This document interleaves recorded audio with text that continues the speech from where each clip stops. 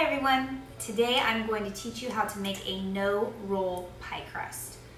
Confession, I hate making pie crust. I do not have the patience to roll it out neatly. So when I found this cookbook by Joy the Baker and saw that she had a recipe for a pie crust you do not have to roll out, I was all over it. It is really easy to make. Now, this is only for a bottom crust pie. If you want to do a double crust pie, you're gonna have to find a recipe where you have to roll it out, okay? This is just for a single bottom crust, and it works perfect.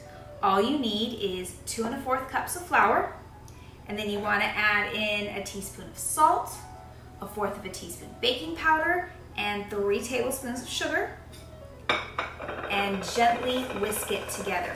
Now, one of the reasons why I don't like making regular pie crust is you have to be really careful with it.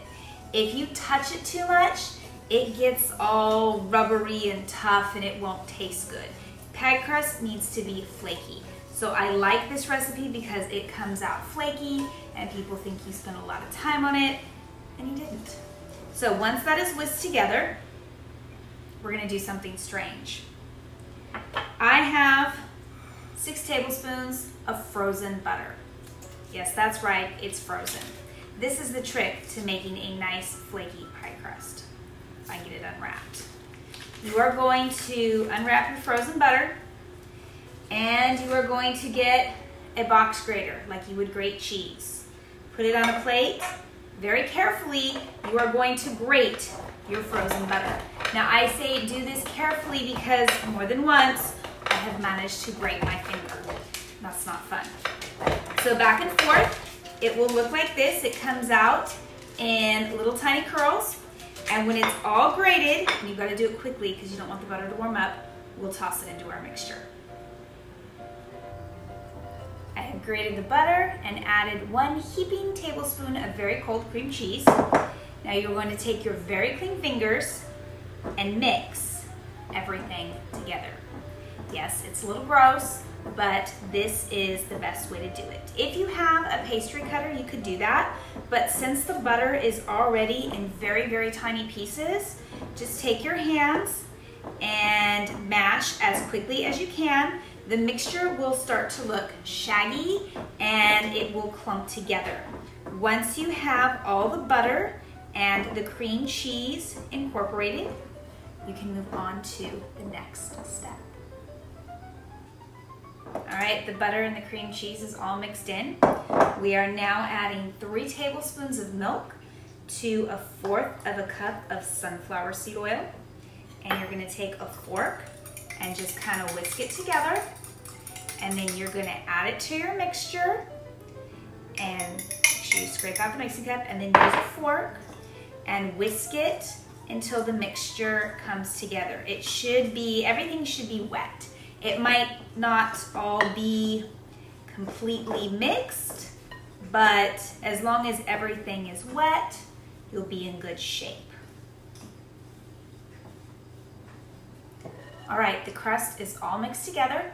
I have my pie plate, which I sprayed with nonstick cooking spray, and I'm just going to drop it in here.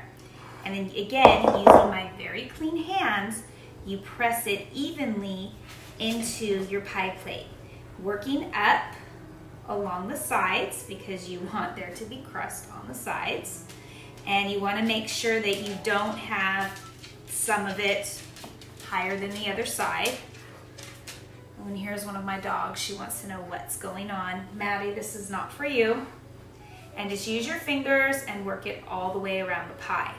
Now, if you are making a baked pie, like a pumpkin pie or a baked fruit pie, then you would put your filling in once you have finished pressing the crust into the pie plate.